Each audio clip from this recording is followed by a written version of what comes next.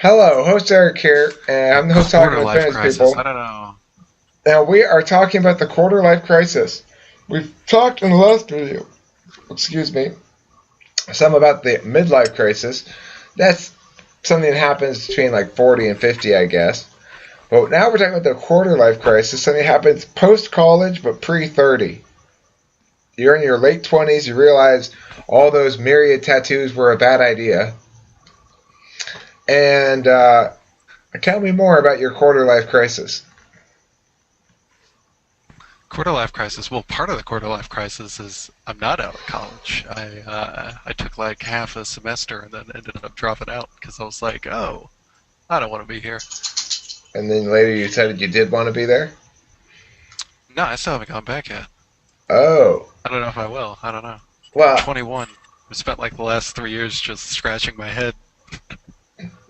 I bet it's not itchy anymore.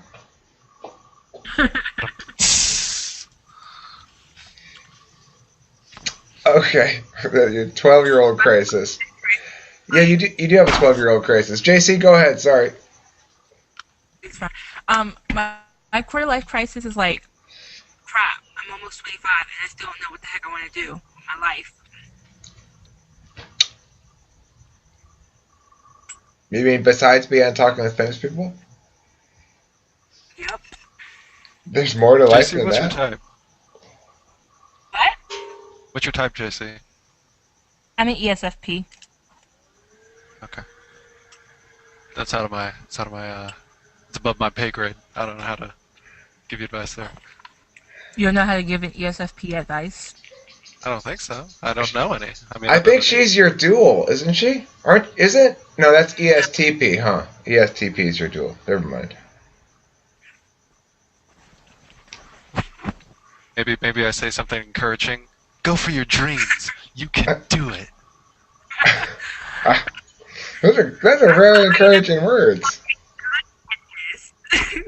Say again? I thought INFJ was supposed to be great at advice giving. That's great advice, JC. Go for your dreams. You can do it. I agree with Ken. My dreams are. Well, you're not going to find out what they are when you're awake. You have to go to sleep to find out what your dreams are. And then you come to you in a dream, okay? You'll dream of yourself as somebody who's doing the job that is your dream job. Wake up the next morning and start doing it right away. You're done with the puns, Eric. We're kicking you off. Zach's taking over. Okay, sounds good. Fair enough. A fair consequence. A fair and natural consequence to my bad behavior. Not severe at all. Okay, so I remember when I was 25, and one of my concerns as it gradually proceeded into my late 20s was the realization that social success had little meaning in and of itself, which is something I didn't understand earlier in my 20s. I'm curious as to your guys' perceptions on that. Yeah, it's been a struggle to overcome the notion that, going to college, getting the career, having the house, stuff like that. As I started getting exposed to like people who just like backpack pretty much across the world and like listen to them tell stories and stuff, I'm like, oh, I didn't even realize that was an alternative. Okay. Well, but what I mean by social success is like popularity, having lots of friends, being a scene-stir, being seen out and about, and being considered cool by others. That was a great concern to me when I was between the ages of 18 and 26 or so. Around 25, I started to realize this is pointless, and started to move away from it a little bit. Eventually, I got married around 28 or 27, and I had a kid when I was 28, and that sort of changed things.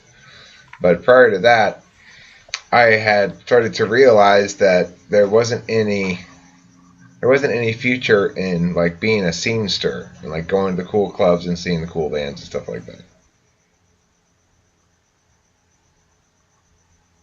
But you might not have gone through the period where you think that being a scene-stir matters anyway, because of course if you don't think it matters anyway, then You're not going to go through that period. You probably, sounds like, going through something equivalent about what I would call achievement rather than social success. Yeah. Oh, go ahead, JC. Wait, do you want our opinion on social success or? Well, yeah, versus achievement on either, or on the distinction between the two. Social success being like popularity, making the scene, going out, having lots of friends, getting calling lots of people, stuff like that.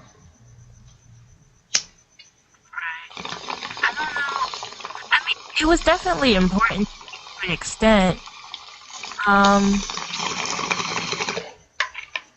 mean, no one wants to be uncool, but I mean, now I think at this point in my life, I'm like a lot of my friends are kind of getting married and crap like that.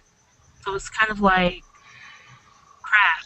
Now you have your significant other, and I have myself. So it's kind of like that. Right.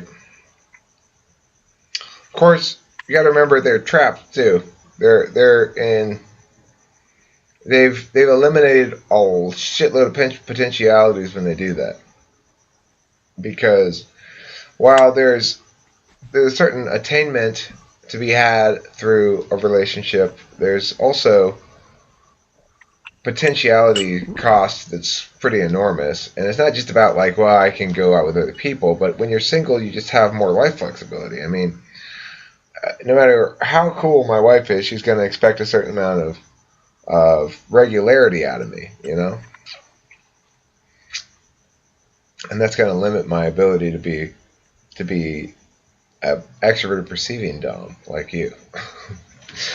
At the end of the day, you're an SE dom means you don't really want to be chained down. Not necessarily. I'm not talking about like, oh, I want to go sleep with a bunch of guys. I'm saying you don't want to be chained down by the, well, you really should be home by 6 o'clock or Dan will be irritated at me kind of shit.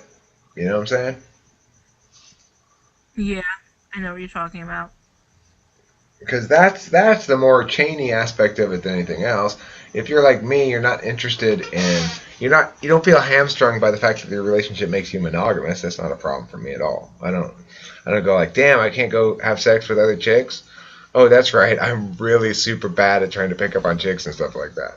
I have no, that's not even in my remote interest area, because even if I wanted to, all I would go is go and fail at it, you know. So there's no point in pursuing that.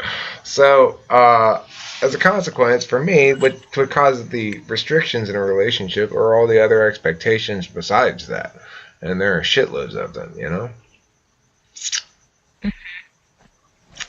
But I also understand that wherever you are in life, you look around you and you see your demographic mates and you say their lives have aspects to them that are potentially desirable that are not in mine, and that causes me a certain amount of sighage. You know, it's not necessarily worse than that. It's just a certain amount of sighage where you go, Yeah. yeah. Yep. I know exactly that.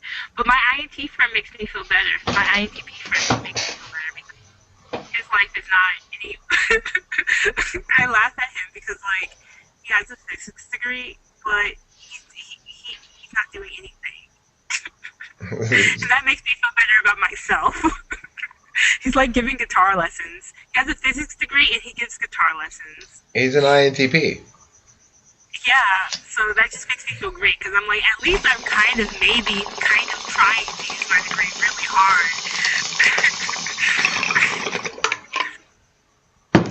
Well, you know, I mean, I kind of agree with J Matt. Your friend is a hero.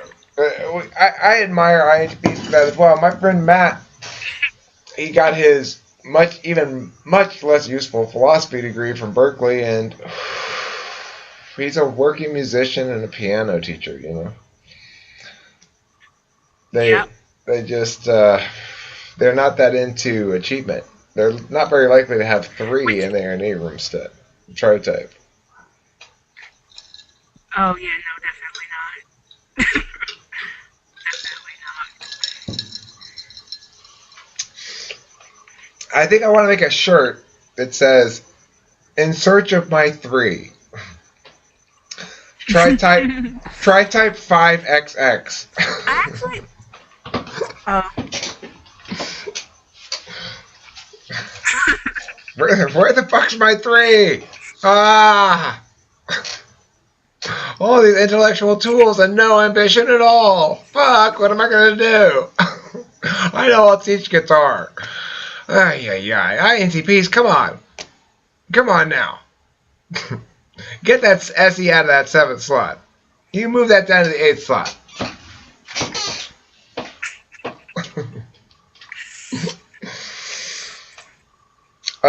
Other... No, Go ahead. no, other people go. Oh, JC, we all want to hear from you and your ESFP glory. Tell us about your ESFP ways. I don't remember what I was going to say. Okay. All right. Well, I think this brings this episode to a close. That puts it at 11 minutes and 23 seconds of pure gold. Thanks for watching.